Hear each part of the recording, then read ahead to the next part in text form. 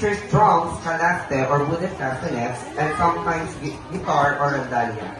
In 1988, the Sublian Festival was established to revive and promote the Supli dance.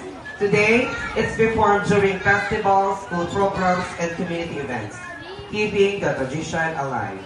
Ladies and gentlemen, these are my grade 3 students as they perform the Subli dance.